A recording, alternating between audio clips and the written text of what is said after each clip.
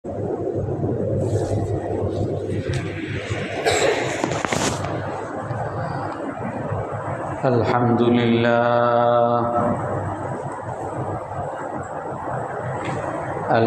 لله نحمده ونستعينه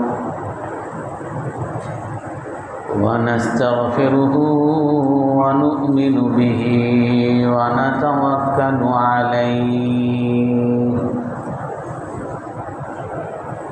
ونعوذ بالله من شرور أنفسنا ومن سيئات أعمالنا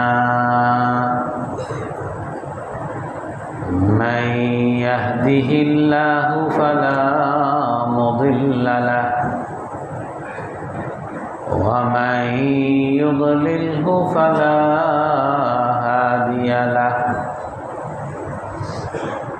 ونشهد أن لا إله إلا الله وحده لا شريك له ونشهد أن سيدنا ومولانا محمدا عبده ورسوله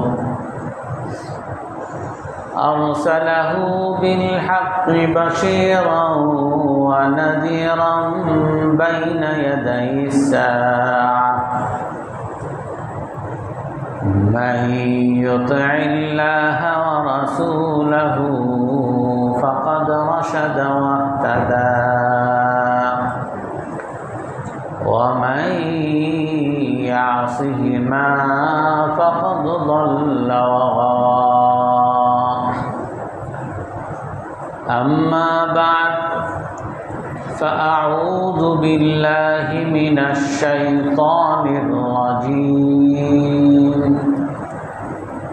بسم الله الرحمن الرحيم جعل الله الكعبة البيت الحرام قياما للناس والشهر الحرام والهدي والقلائد ذلك لتعلموا أن الله يعلم ما في السماوات وما في الأرض وأن الله بكل شيء عليم اعلموا أن الله شديد العقاب وأن الله غفور رحيم ما على الرسول إلا البلاغ والله يعلم ما تبدون وما تكتمون صدق الله العظيم وقال النبي صلى الله عليه وسلم إن لله 120 رحمة في كل يوم وليلة 60 للطائفين و40 للقائمين و20 للناظرين أو كما قال عليه الصلاة والسلام সম্মানিত মুসল্লিয়ানে কেরাম, আমরা হজের উপকার ও শিক্ষা এই বিষয়ে আলোচনা করব। আল্লাহ তাআলা কোরআনে কারীমের মধ্যে বলেন, ওয়াআযযিন ফিন-নাসি বিল-হাজ্জি ইয়াতুকা রিজালা। আল্লাহ তাআলা ইব্রাহিম আলাইহিসসালাতু ওয়াসসালামকে কাবা নির্মাণ করার পরে ঘোষণা দিতে বলেন যে আপনি ঘোষণা দেন, আপনি মানুষের কাছে ঘোষণা দেন, ইন্নাল্লাহা ক্বাদ কাতাবা আলাইকুমুল হজ্জ ফাহুজ্জু, আল্লাহ তাআলা তোমাদের উপরে হজ ফরজ করেছেন, অতএব তোমরা হজ করো। তো ইব্রাহিম আলাইহিসসালাতু ওয়াসসালাম আল্লাহ তাআলাকে বলেন, কাইফা উবাল্লিগু ওয়া সাউতি লা ইয়ানফাযুহু, হে আল্লাহ আপনি ঘোষণা দিতেছেন, আমি তো ঘোষণা দিব, কিন্তু এই মরুভূমি যেখানে কোনো মানুষ নাই, জন নাই, আর আমার আওয়াজ এই মানুষের কাছে কিভাবে পৌঁছবে, সারা পৃথিবীর মানুষের কাছে কিভাবে পৌঁছবে? তো আল্লাহ তাআলা তখন ইব্রাহিম আলাইহিসসালাতু ওয়াসসালামকে বলেন, আলাইকাল বালাগ আলাইকাত তাযীন ও আলাইয়াল বালাগ, যে আমি আপনাকে আদেশ করেছি আপনি ঘোষণা দিবেন, বাকি মানুষের কাছে পৌঁছানোর দায়িত্ব এটা আমি রব্বুল আলামিন স্বয়ং আমার উপরে।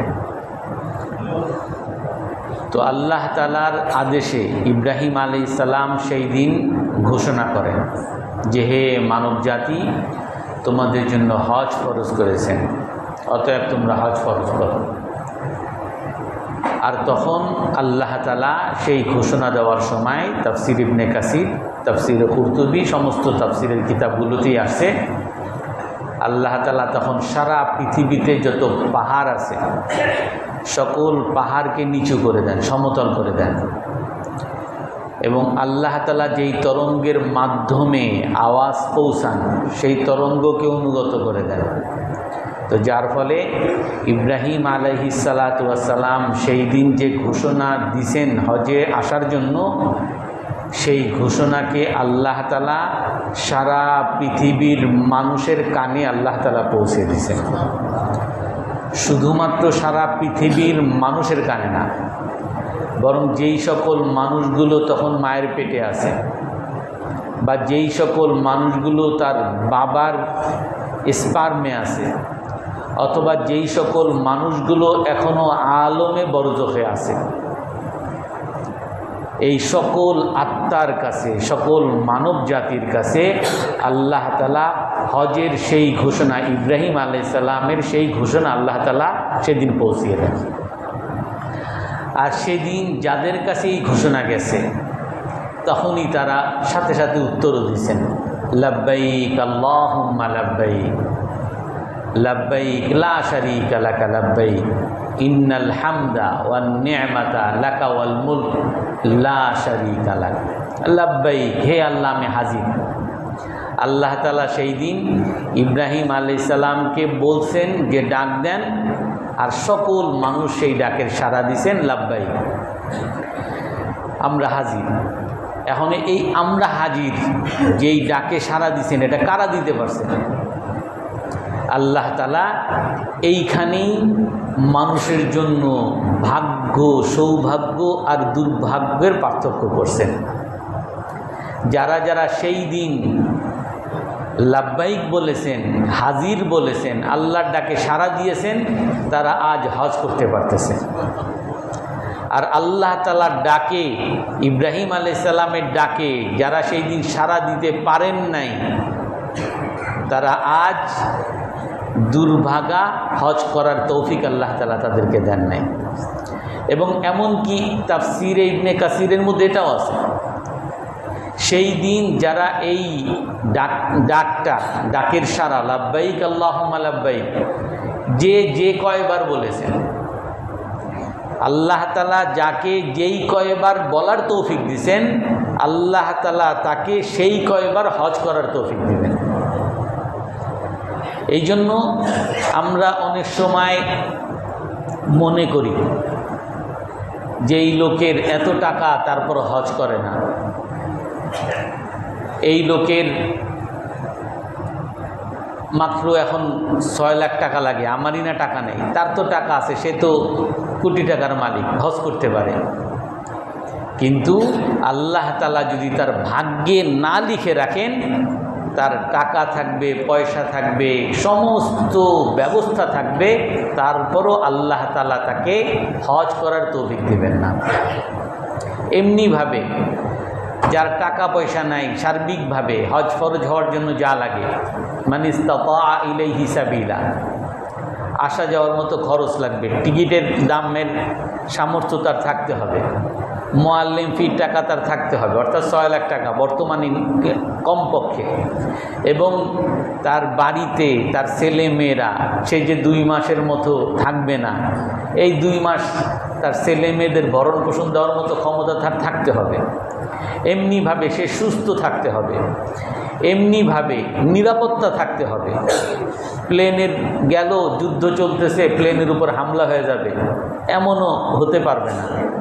অর্থাৎ এই সকল ব্যবস্থাও যদি কারো না থাকে, সে সুস্থ না, অসুস্থ, অথবা তার টাকা পয়সা নেই, অথবা যুদ্ধ লেগে আছে, অথবা তার দেশ থেকে ভিসা দেয় না, অর্থাৎ যদি কোনো ব্যবস্থাও না থাকে, আল্লাহ তাআলার তৌফিক যদি তার ভাগ্যে লেখা থাকে, আল্লাহ তাআলা তাকে তারপর হজ করার তৌফিক দান করেন। অনেক মানুষ আমরা দেখি বাংলাদেশের, আমরা যাদেরকে গরিব শ্রেণী মনে করি, যার টাকা পয়সা নাই, কিছু নাই, অথচ সে হজ করতেছে। যে ভাই হজ করেন কেমনে, এত টাকা পাইলেন কোথায়? যে আমি চাকরি করতে আসছিলাম, তো এইখানে আমার কফিলে ধরে আমার হজের ব্যবস্থাটা করে দিয়েছে। অর্থাৎ ওইখানে গেছে সে ঝাড়ু দিতে, আল্লাহ তাআলা তাকে হজ করার তৌফিক দিয়ে দিয়েছেন। অর্থাৎ এই হজ এটা পুরোপুরি ভাগ্যের ব্যাপার, তৌফিকের ব্যাপার। যারা হজ করতে পারতেছি, তাকে নিজে নিজে এই ব্যাপারে খুশি হইতে হবে যে আল্লাহ তাআলা আমাকে কবুল করছেন। আর যারা হজ করতে পারি নাই, আমাকে এটা ভেবে নিতে হবে আল্লাহ তাআলা আমাকে এখনো কবুল করেন নাই, আমি দুর্ভাগা। এই জন্য সর্বপ্রথম শিক্ষা এটা, সর্বপ্রথম শিক্ষা এটা যে হজের শিক্ষা হলো যে আমাকে পুরোপুরি আল্লাহর কাছে আত্মসমর্পণ করে দিতে হবে। হে আল্লাহ, আপনি যদি কবুল করে থাকেন হজ করতে পারবো, আপনি যদি কবুল না করেন আমার কোনো হজ করার কোনো সামর্থ্যই হবে না, আমি কখনোই পারবো না হজ করতে। এইরকম একটা মানসিকতা, এইরকম একটা চিন্তা ভাবনা, ধ্যান ধারণা অন্তরের মধ্যে ধারণ করতে হবে। যারা হজ করতে পারছি তারা এইটা চিন্তা করে খুশি হইতে হবে, আল্লাহ তাআলা আমাকে তৌফিক দিয়েছেন, কবুল করছেন, ইব্রাহিম আলাইহিস সালামের সেই ডাক আমাকে শুনাইছেন।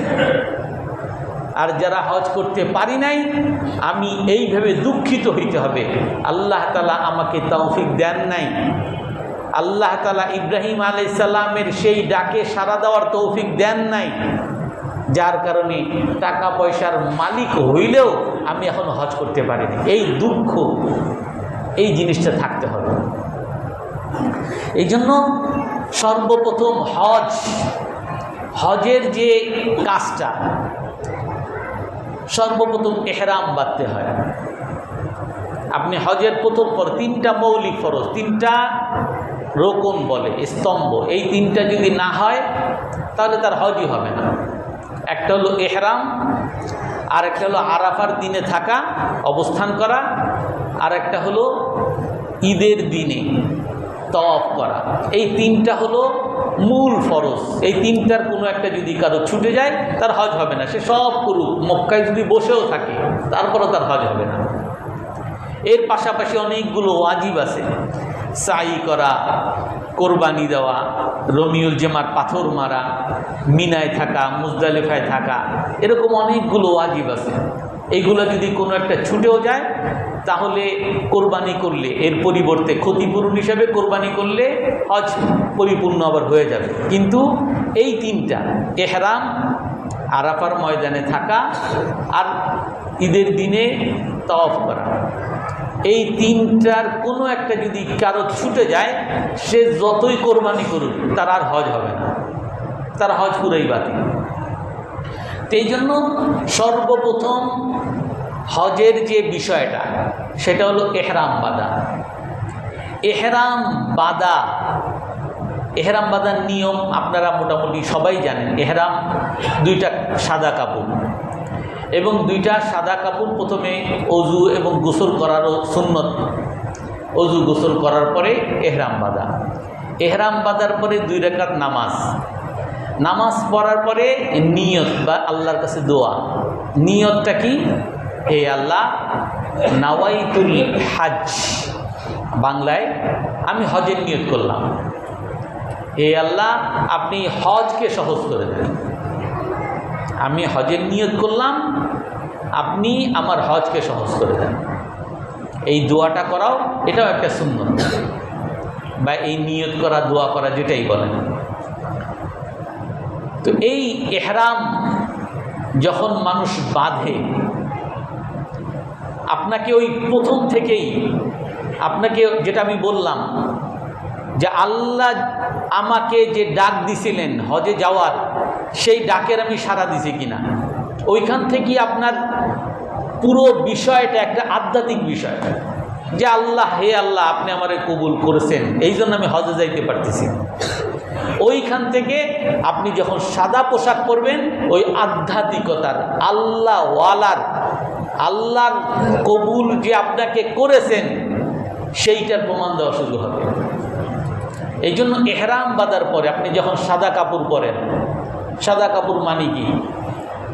সাদা কাপড় মানে হলো, আপনি যদি এতদিন মিনিস্টার হয়ে থাকেন, আপনি যদি এতদিন প্রেসিডেন্ট হয়ে থাকেন, আপনি যদি ইউনিভার্সিটির টিচার হন, আপনি যদি ইঞ্জিনিয়ার হন, ডাক্তার হন, আপনি এলাকার চেয়ারম্যান, মাতবর, কমিশনার, যাই হন, আপনি যখন সাদা কাপড় পরবেন, কেউ কি আপনার এই কাপড় দেখে বুঝবে যে আপনার স্ট্যাটাস কি? এটা কেউ বুঝবে? কোনো বোঝার উপায় নেই। আপনি বলবেন যে এই স্ট্যাটাস বোঝার কি দরকার, এই পোশাকের কি লাভ আছে? আপনি এই পোশাকের লাভ আপনি অন্য কোথাও না পেলে আমাদের বাংলাদেশে পাবেন। আমাদের বাংলাদেশে দেখবেন যে কিছু মানুষ যারা কোট পরে, টাই পরে, তাকে আমরা ধরে নেই সে বড় শিক্ষিত মানুষ বা বড় অফিসার মানুষ, বড় বুদ্ধিমান মানুষ। আবার যে কোট প্যান্ট পরে না, কোট টাই পরে না, নর্মাল, সে হয়তো বা কোনো সাধারণ মানুষ। আবার যদি কেউ পায়জামা পাঞ্জাবি পরে, তাহলে উনি কোনো হুজুর মানুষ। আর যদি দাড়ি থাকে, উনি তো কাঠমোল্লা মানুষ। অর্থাৎ এই পোশাকের মধ্যে একটা বিরাট পার্থক্য, পোশাকের দ্বারাই পার্থক্য হয়ে যায়। এই যে আপনারা এই সপ্তাহে 5ই মে গেছে, যেই 5ই মেতে হেফাজতের একটা বড় আন্দোলন হয়েছিল। আর সেই আন্দোলনকে আপনারা সবাই জানেন মোটামুটি, হয়তো বা এই মসজিদে বলার মতো সৌভাগ্য হয় নাই কখন, আল্লাহ তাআলা সেই তৌফিক দেন নাই। কারণ সেই সময় যখন এই ঘটনা ঘটে, তখন অনেক আপনাদের মতো মুসল্লিরাই হেভি হামকি ধামকি যে হুজুর আপনি কি এই 5ই মে এই হেফাজতের সাথে আছেন নাকি, আপনি হেফাজতকে চিনেন নাকি, কি করছে তারা? মানে কথা বলা তো বহুত দূরের কথা, তারা আগ থেকেই হামকি দামকি। এইখানে আপনারা সবাই জানেন, গণজাগরণ মঞ্চে একটা সরকারি আদালতের আদেশের বিরুদ্ধে আমাদের সংবিধানে আছে আদালতকে অবমাননা করা যায় না। তার আদেশে যদি আপনি ক্ষুব্ধ হন, আপনি এর জন্য রিভিউ করার সুযোগ আছে, কিন্তু এই আদালত মানি না, এরা ভুল করছে, এই কথা বলার সাংবিধানিক কোনো উপায় কিন্তু নাই। তো কারো জন্য কিছু মামলার রায় হয়েছে, এই রায় মানি না, এইটার উপরে একটা অসাংবিধানিক অনিয়মতান্ত্রিক কিছু বিষয় নিয়ে সেই গণজাগরণ মঞ্চে সবাই একত্রিত হয়েছে। অনেক মানুষ, আমরা সবাই একত্রিত হয়েছি। সেখানেও আপত্তি নেই, ভাই যা করেন তাতে আমার সমস্যা নেই। কিন্তু সেইখানে আমি নিজের চোখে দেখা, যখন একদিন গেছি, দেখি যে বড় এই যে আমাদের এরকম পাঞ্জাবি আর এরকম মাথায় যে রুমাল, এরকম রুমাল দিয়ে একটা মূর্তি সাজানো, মানে খতিব সাজানো, আমার মতো এরকম খতিব সাজানো, আর তার গলায় ফাঁসি দেওয়া, আর সবাই জুতা মারতেছে। এই হলো জুতা, এই হলো পোশাকের পার্থক্য। আপনি ওইখানে ওই টাই পরা আর কোট পরা, কাউরে ওখানে ফাঁসি দেওয়া হয়নি, ওখানে কাউকে জুতা মারে নাই। ওইখানে এরকম পায়জামা পাঞ্জামি আর এরকম রুমাল পরা, তাকে ফাঁসি দেওয়া হইতেছে। আর আমরা যখন ওইখান থেকে, আমি নিজে যাচ্ছি, তো আমাকে ছোট ছোট বাচ্চারা আমারে দেখেই, যেহেতু দাঁড়িয়ে আছে মুখে, আমারে দেখেই তুই রাজাকার, তুই রাজাকার।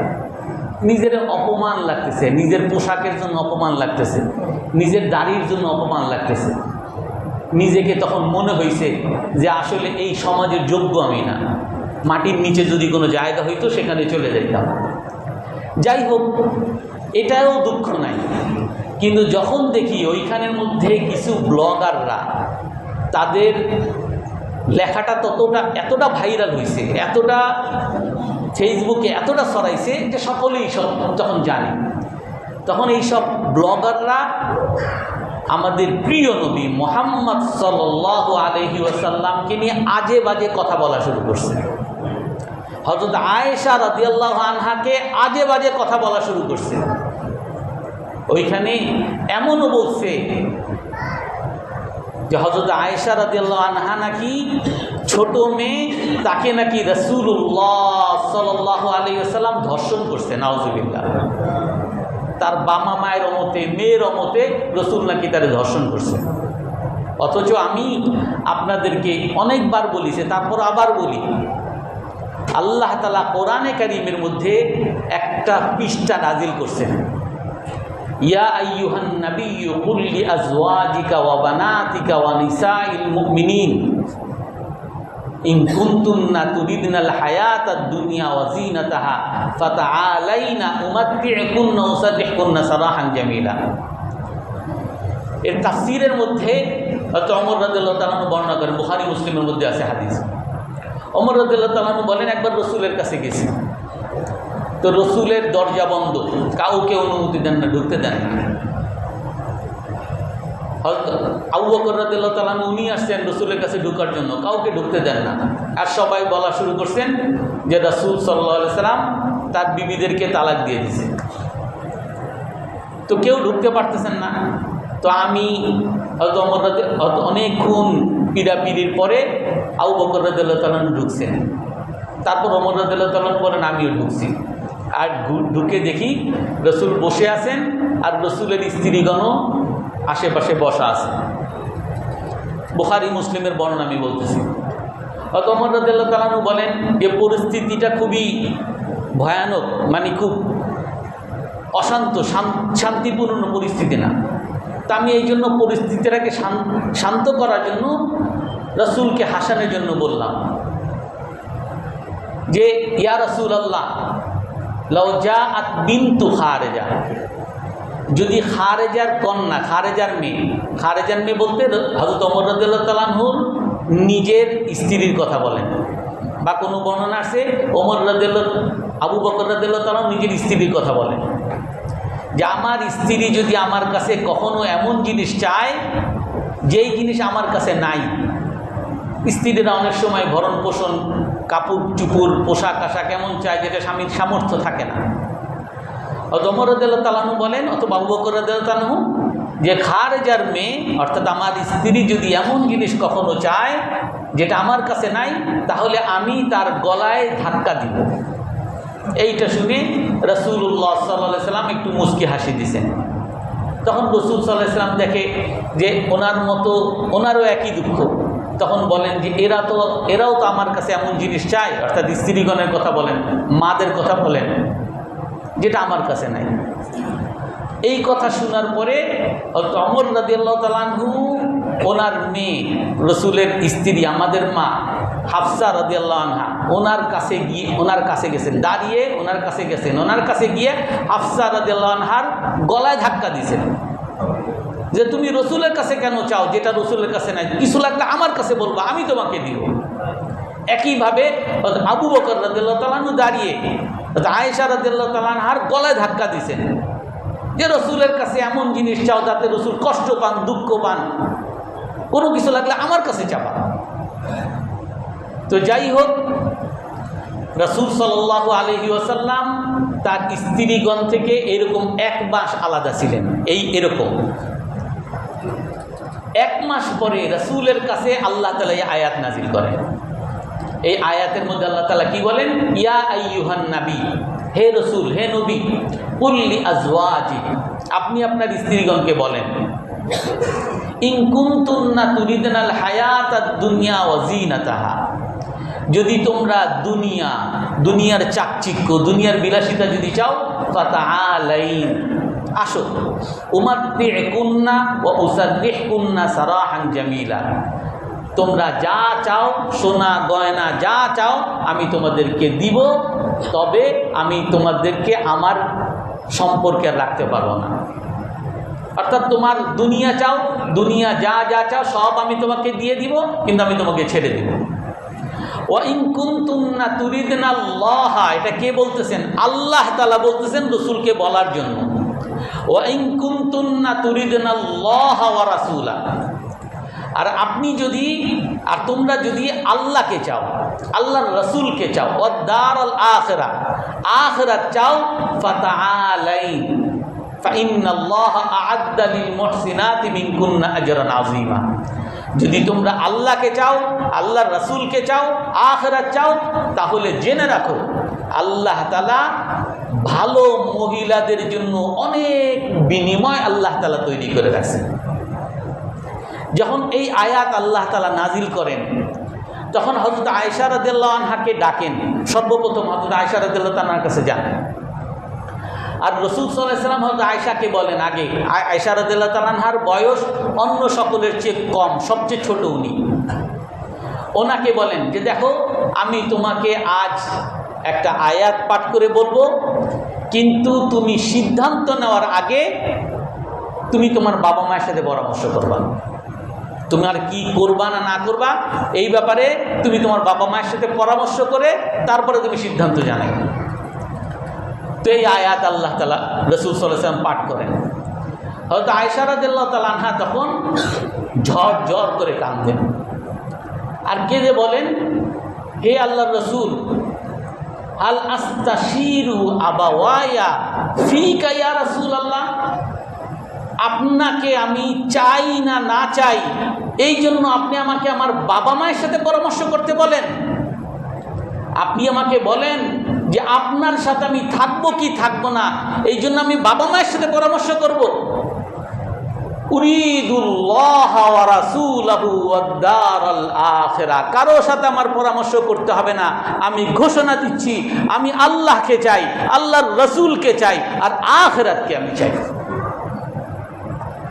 আয়েশা রাদিয়াল্লাহু আনহা এই কথা বলার পরে রাসূলকে বলেন, হে আল্লাহর রাসূল, আমি যে আপনাকে যে উত্তরটা দিলাম এটা তো আমি দিলাম, আপনি তো এইরকম প্রশ্ন সকল স্ত্রীগণ কি করবেন, কিন্তু দয়া করে আমি যে আপনার উত্তর দিছি এটা অন্য কাউরে বললেন না। রাসূলুল্লাহ সাল্লাল্লাহু আলাইহি ওয়াসাল্লাম তখন বলেন, হে আয়েশা, ইন্নাল্লাহা লাম ইয়াবআথনি মুতাআন্নিতা ওয়ালা মুআন্নিতা, যে হে আয়েশা, আমাকে যদি কেউ জিজ্ঞাসা করে যে আয়েশা কি বলছে একটু বলেন রাসূল, আমি তো তাকে না বলতে পারবো না। আমাকে যদি জিজ্ঞাসা করে আয়েশা কি বলছে, আমাকে বলতে হবে, কারণ আল্লাহ তাআলা আমাকে একজন সহজ সরল শিক্ষক হিসাবে পাঠাইছেন। মানুষের কল্যাণ কিসে এইটা জানানোর জন্য আমাকে পাঠাইছেন, মানুষকে জাহান্নামে নেওয়ার জন্য আমাকে পাঠান নাই। আল্লাহ তাআলা মানুষের উপরে কষ্ট দেওয়ার জন্য আমাকে পাঠান নাই। আল্লাহ তাআলা আমাকে মানুষকে সহজ পথ, সরল পথ, নরমভাবে তাকে দেখানোর জন্য আল্লাহ তাআলা আমাকে পাঠাইছেন। রাসূলুল্লাহ সাল্লাল্লাহু আলাইহি ওয়াসাল্লাম তখন এই একই আয়াত প্রতিটা স্ত্রীর কাছে আলাদা আলাদা গিয়ে পাঠ করছেন, যে যদি তোমরা দুনিয়ার বিলাসিতা চাও তাহলে আসো, যা চাও সোনা গয়না সব দিব, চলে যাবা। আর যদি আল্লাহ আল্লাহর রাসূলকে যদি চাও তাহলে আল্লাহ তাআলা তোমাদের জন্য বিরাট বিনিময় তৈরি করে রাখছেন। এই কথা আলাদা আলাদা করে এই 9টা বিবির কাছে বলার পরে 9টা বিবি একই উত্তর, যেটা হযরত আয়েশা রাদিয়াল্লাহু তাআলা আনহা বলছেন যে কারোর সাথে আমাদের কোনো পরামর্শ করতে হবে না, আমরা আপনাকে চাই।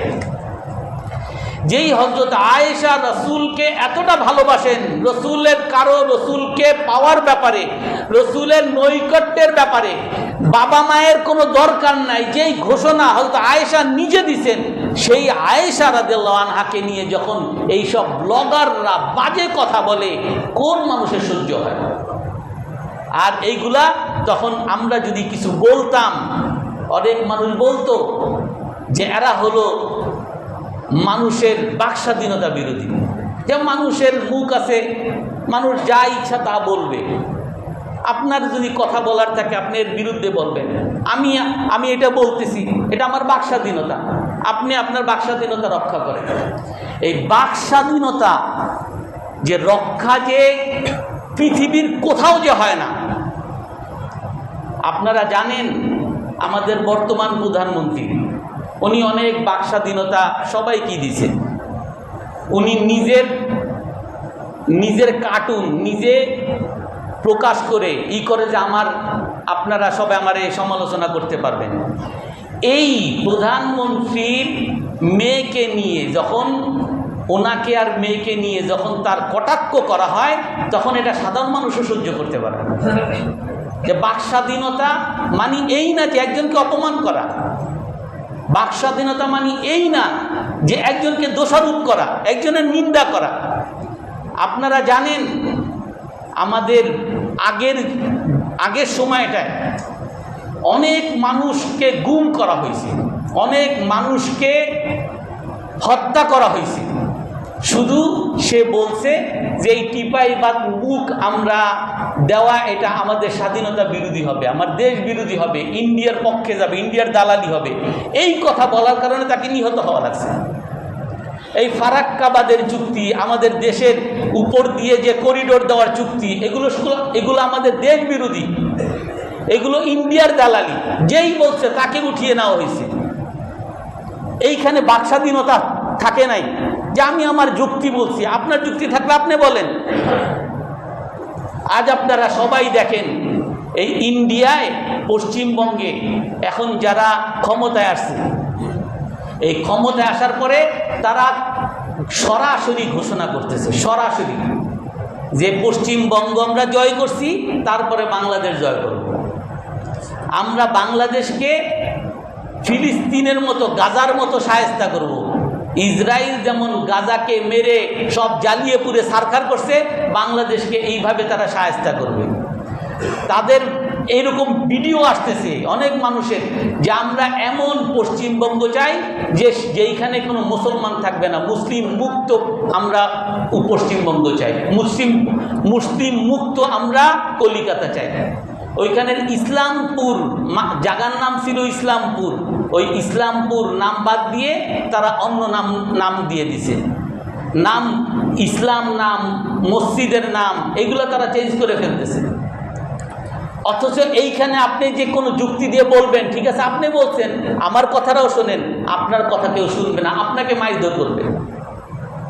এই জন্য এই বাকস্বাধীনতার নামে রাসূলুল্লাহ সাল্লাল্লাহু আলাইহি ওয়াসাল্লামকে এইভাবে যখন গালিগালাজ করা শুরু হয়েছে, আমাদের মা জননীদেরকে যখন এইভাবে গালিগালাজ করা শুরু হয়েছে, তখন কোনো মানুষ আর সহ্য করতে পারে না। কোনো মুসলমান যার মধ্যে একটু হইলেও ঈমান আছে, সে আর সহ্য করতে পারে না। তো যার কারণে এদের বিরোধিতা করার জন্যই শাপলা চত্বরে সবাই একত্রিত হয়েছিল। আর সেই দিন আমি নিজে দেখেছি, আমি উত্তরা থেকে আসতেছিলাম, কোনো গাড়ি ঘোড়া সেদিন আর চলে নাই।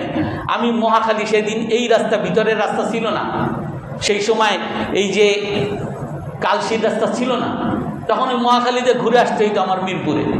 আমি মহাখালী পর্যন্ত হেঁটে হেঁটে আসছি মানুষের সাথে, মহাখালী থেকে তারপরে এদিকে আসছি। মানুষের জোয়ার, সাধারণ মানুষ, হুজুর না, সাধারণ মানুষ, হুজুররা তো আছেই, সাধারণ মানুষ। এই সাধারণ মানুষগুলো গিয়ে ওইখানে একত্রিত হয়েছিল। কি তাদের দাবি ছিল? যে আমাদের রসুলদের বিরুদ্ধে তোমরা সমালোচনা, তাতে আমার রসুলকে গালিগালাজ করো না, ইসলামকে গালিগালাজ করো না। এতটুকুই ছিল, আর কিচ্ছু ছিল না। এই যে যারা গালিগালাজ করে এদের বিরুদ্ধে ব্যবস্থা নাও, অথচ তাদেরকে নির্মমভাবে কয়েক লক্ষাধিক 1 লক্ষের উপরে বুলেট ছোড়া হয়েছে। এখন প্রমাণিত 1 লক্ষের উপরে বুলেট ছোড়া হয়েছে। আর ওইখানকার সরকারিভাবে বলে যে 58 জনার এখন হিসাবে পাইছে, অথচ সেই সময় বলা হয়েছে যে ওইখানে যারা যারা আহত হয়ে পড়েছিল এরা নাকি সবাই রং মেখে শুয়েছিল। অর্থাৎ এই দাড়ি টুপি হুজুর, আর একজনে তো বলছে যারা সুবহানাল্লাহ সুবহানাল্লাহ কয় সবাই দৌড় মারছে, মানে সুবহানাল্লাহকে গালিগালাজ, আল্লাহ রসুলকে গালিগালাজ, দাড়িকে গালিগালাজ, টুপিকে গালিগালাজ, এইভাবে যখন অপমান। আর এই পক্ষে যে কথা বলবে এই সুযোগও নাই। হুজুর আপনি হেফাজত নাকি? হেফাজতের এই আহমদ শফি সাহেব, ওনার কাছে আমি নিজে পড়েছি। আমার সামনে এসে, আমার মুসল্লি, আপনাদের মসজিদের এক মুসল্লি আমার সামনে এসে বলে উনি তো তেঁতুল হুজুর। উনি কি বলছে, কেন আপনি তেঁতুল, মানে ওনার একটা ব্যঙ্গ করলো। ব্যঙ্গ করা, আমার শিক্ষককে যখন এইভাবে আমার সামনে ব্যঙ্গ করে তখন আমার কেমনে সহ্য হবে? কিন্তু তখনও কোনো কিছুই বলার সুযোগ ছিল না। কিন্তু আল্লাহ তাআলা হককে সবসময় পরিষ্কার করে, একসময় প্রকাশ করে। আর আজ আমরা দেখতেছি কতটা নিরীহ মানুষ এইরকম শুধুমাত্র দাড়ি টুপি থাকার কারণে, পায়জামা পাঞ্জাবি থাকার কারণে কতটা নিরীহ তখন এই মানুষগুলোকে হত্যা করা হয়েছে। আর এরপরেও কত মানুষকে গুম করা হয়েছে, কত মানুষকে খুন করা হয়েছে, কত মানুষকে জেলে পড়ে এখন পর্যন্ত। আপনার এই যে আজকে একটা আমার দেশ পত্রিকা আজকে দেখলাম, একজনকে ফেনীতে একজন হুজুরকে ধরে নিয়ে গেছে, এক ইমাম সাহেবকে ধরে নিয়ে গেছে নাকি, আরো 2-3 মাস আগে নাকি ধরে নিয়ে গেছিল। কি হুজুর নাকি কোন মেরে দর্শন করছে। হুজুর অনেক কাকুতি মিনতি করছে যে ভাই আমি করি নাই, ওনার কথা কেউ শুনে নাই। যেমন ওনারে নিয়ে সবাই একেবারে ভিডিও, যত সাংবাদিক, টিভি, সবাই তারে নিয়ে অনেক ধরনের খবর প্রচার করা হয়েছে। তাকে নিয়ে তাকে মারধর যা করা, এলাকার যে অপমান যেমন হয় সমস্ত অপমান তাকে করা হয়েছে। করার পরে উনি জেলখানায় ছিল বেশ কিছুদিন। তারপরে ওনার ডিএনএ নিছে, ডিএনএ নিয়ে যখন ডিএনএ টেস্ট করছে, ওই এখন আজকের পেপার আমি দেখলাম ডিএনএ টেস্ট করে নাকি প্রমাণিত হয়েছে যে এই যে সন্তান বা এই ধর্ষণের কাণ্ডে এই ইমাম সাহেব জড়িত না, বরং ওই মেয়ের আপন ভাই নাকি জড়িত। এটা আজ প্রমাণিত হয়েছে। অথচ এই হুজুরের মান-ইজ্জত, হুজুরের সাথে আমরা যারা, আমাদের মান-ইজ্জত সব শেষ, রাস্তায় হাঁটতে পারি না। এই 2-3 দিন আগে একজনের একটু করছিলাম, একজনের কাছে টাকা পায়, আমি তারে বলছি ভাই ঠিক আছে আমি দেখতেছি, আমি তারে বলছি, সে বলেন আমি তো টাকা দিয়ে দিছি। তো তারা ওই লোক আমারে ধরছে, আরো কয়েকজন মিলে ধরছে যে সে তো টাকা দেয়নি। আমি কি ভাই সে তো আমারে বলছে টাকা দিয়ে দিছে, আমি শুধু মাঝখানে একজন তার সালিশ করার জন্য আমি কেন তার কাছ থেকে টাকা নিয়ে দিতে পারতেছি না। এই জন্য আমারে তো অপমান তো আছেই, সাথে এই যে ধর্ষণ, হ্যাঁ হুজুররা ধর্ষণ করে, হুজুররা অমুক করে, অমুক করে, তমুক করে। আরে বাবা, মানে একটা মব সৃষ্টি করে বাস হুজুরদের বিরুদ্ধে। হুজুরদের কোনো মূল্য তো নাই, এদেরকে শেষ করো। এই জন্য এই পোশাক, আমি যেখান থেকে আসছি, এই পোশাকের মূল্য যদি অন্য কোথাও না থাকে আমাদের বাংলাদেশে আছে। আপনি এই পায়জামা পাঞ্জাবি পরে একটা সরকারি অফিসে যাবেন, আপনাকে যেই মূল্য দেওয়া হবে, আরেকজন কোট টাই পরে সরকারি অফিসে যাবে, তাকে ভিন্ন মূল্য দেওয়া হবে। আপনি একটা সেমিনারে যাবেন, পায়জামা পাঞ্জাবি পরা যেই মূল্য দেওয়া হবে, আরেকজন কোট টাই পরে আসছে তাকে ভিন্ন মূল্য দেওয়া হবে। আর এই পোশাকের এই যে আমাদের মধ্যে গর্বের একটা উপায়, বিভেদের একটা উপায়, মানুষের মধ্যে পার্থক্য করার যে অবলম্বন, এই সমস্ত অবলম্বনকে ধূলিসাৎ করে মানুষকে শিক্ষা দেওয়া হয়। তুমি সাদা কাপড় পরো, তুমি একজন সাধারণ মানুষ, তুমি হইতে পারো তুমি প্রেসিডেন্ট, কিন্তু তুমি আল্লাহর সামনে একজন গোলাম। এই বিষয়টা যখন একজন ইহরাম বাঁধে, তখন তাকে এই বিষয়টা ধারণ করতে হবে যে আমি আল্লাহর গোলাম, আমার কোনো মূল্য নাই। আমি আল্লাহর সামনে হাজির, লাব্বাইক আল্লাহুম্মা লাব্বাইক লাব্বাইক লা শারীকা লাকা লাব্বাইক। হে আল্লাহ, আমি হাজির হাজির হাজির। আল্লাহর কাছে বলতে হবে, হে আল্লাহ হাজির, তোমার দরবারে আসছি, তোমার দরবার ছাড়া কোনো উপায় নেই। এখানে একটা হাদিস বলি, রাসূলুল্লাহ সাল্লাল্লাহু আলাইহি ওয়াসাল্লাম একবার সাহাবাদের কিনে যাচ্ছিলেন, তো গিয়ে এক এলাকায় অতিক্রম করছেন। তাদেরকে জিজ্ঞাসা, মানান্তুম, তোমরা কারা? বলে আমরা মুসলমান। তো রাসূল সাল্লাল্লাহু আলাইহি ওয়াসাল্লাম সেখানে তাঁবু টানাইছেন। তাঁবু টানানোর পরে সাহাবাদেরকে নিয়ে যখন তাঁবুটা নিয়ে বসছেন, তখন দেখেন ওই মুসলমানদের একজন মহিলা সে রান্না করতেছে। আর সে রান্না করতে গিয়ে তার ওই যে চুলায় লাকড়ি দিতে হয়, আসে, অনেক কষ্ট করতেছে, সে ঘামাচ্ছে, অনেক কষ্ট হচ্ছে। আর তার কোলে একজন ছোট শিশু। হঠাৎ করে সেই লাকড়ি নাড়াচাড়া করতে গিয়ে লাকড়ি থেকে একটা অগ্নিস্ফুলিঙ্গ, আগুনের একটা স্ফুলিঙ্গ বের হয়ে আসছে। বের হয়ে আসার সাথে সাথে বাচ্চাকে নিয়ে দৌড় মারছে মাটা। তখন রাসূলুল্লাহ সাল্লাল্লাহু আলাইহি ওয়াসাল্লাম সাহাবাদেরকে বলেন, হে সাহাবীরা, এই যে মা, এই যে এত কষ্টের পরেও বাচ্চাকে নিয়ে দৌড়িয়ে আসছে, এই মা কি তার সন্তানকে আগুনে ফেলতে পারবে? না আল্লাহ, হে আল্লাহর রাসূল, মা নিজের সন্তানকে কেমনে আগুনে ফেলবে? মা তো তার সন্তানকে সবচেয়ে বেশি ভালোবাসে। তো এই কথা ওই মহিলা সাহাবীও শুনছেন। ওই মহিলা সাহাবী এসে রসুলের কাছে আসছেন, হে আল্লাহর রাসূল, যে আল্লাহ কি আলাইসাল্লাহু আরহামা মিনাল আল্লাহ কি একজন মায়ের চেয়ে বেশি দয়াবান না? তো রসুল বলেন, অবশ্যই আল্লাহ তাআলা একজন মায়ের চেয়েও বেশি দয়াবান। তো একজন মা কি না তার সন্তানকে আগুনে ফেলতে পারে? আল্লাহ রসুল বলেন যে না, মা তো তার সন্তানকে আগুনে ফেলতে পারে না। তো আল্লাহ তাআলা যদি মায়ের চেয়েও বেশি দয়াবান হন, তাহলে আল্লাহ তাআলা তার বান্দাদেরকে কেন জাহান্নামে দিবেন, কেন জাহান্নামে ফেলবেন? কিছু কিছু মানুষ তো জাহান্নামে যাবে। এই মহিলা জিজ্ঞাসা করতেছেন যে আল্লাহ তাআলা তো তার বান্দার উপরে সবচেয়ে দয়াবান, নিজের মা সন্তানের জন্য যতটা মমতাময়ী, এর চেয়েও আল্লাহ তাআলা তার বান্দার প্রতি মমতাময়ী। তো আল্লাহ তাআলা তারপরও তো কিছু মানুষকে জাহান্নামে দিবেন, আল্লাহ তাআলা কেমনে জাহান্নামে দিবেন? ফাআকাব্বান নাসু ফাআকাব্বা রাসূলুল্লাহ সাল্লাল্লাহু আলাইহি ওয়াসাল্লাম ইয়াবকি। রাসূল সাল্লাল্লাহু আলাইহি ওয়াসাল্লাম তখন হিসকি দিয়ে কান্না শুরু করছেন, জোরে জোরে কান্না শুরু করছেন। তখন কেঁদে তারপরে বলেন, ইন্নাল্লাহা লা ইউআযযিবু মিন ইবাদিহি ইল্লাল মারিদাল মুতামাররিদ আল্লাযী আবা আন ইয়াকুলা লা ইলাহা ইল্লাল্লাহ। রাসূল বলেন যে আল্লাহ তাআলা তার বান্দাদের কাউকে শাস্তি দিতে পারেন না, কিন্তু আল্লাহ তাআলা তার বান্দাদের মধ্য থেকে তাদেরকেই শুধু শাস্তি দিবেন যারা সীমালঙ্ঘনকারী, অহংকারী, আল্লাহর সাথে বাহাদুরি যে দেখায়।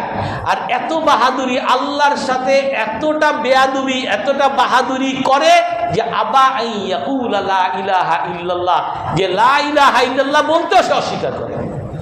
অর্থাৎ কাফের, যে কাফের যে বলে হে আল্লাহ তুমি কেউ না, নাউজুবিল্লাহ। আমাদের বাংলাদেশে বহুত নাস্তিক আছে, আল্লাহ কিচ্ছু না, এরকম নাস্তিকও বহুত আছে, যে আল্লাহকে অস্বীকার করে, আল্লাহর নামাজকে অস্বীকার করে, হজকে অস্বীকার করে, হালাল হারামকে অস্বীকার করে, পর্দাকে অস্বীকার করে, সুদকে অস্বীকার করে।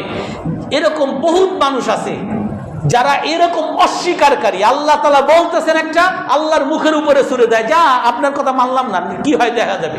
হুজুররা মসজিদের মধ্যে থাকেন, হুজুরের কথা বলে না, হুজুর আল্লাহর কথা আপনাকে বলে।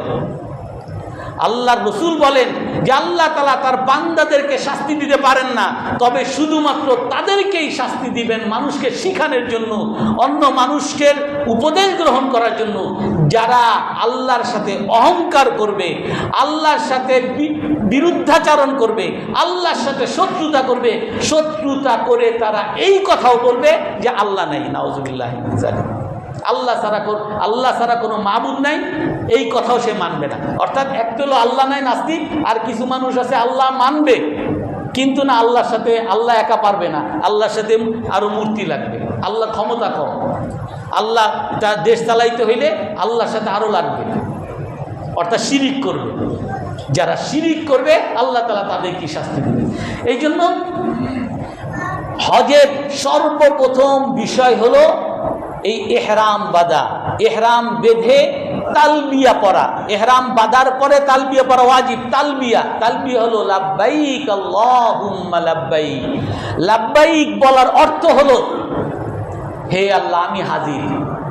আর এইটা বলার সাথে সাথে মানুষ পৃথিবীর শুরু থেকে দুই ভাগ, কিছু মানুষ আল্লাহওয়ালা, কিছু মানুষ শয়তানওয়ালা।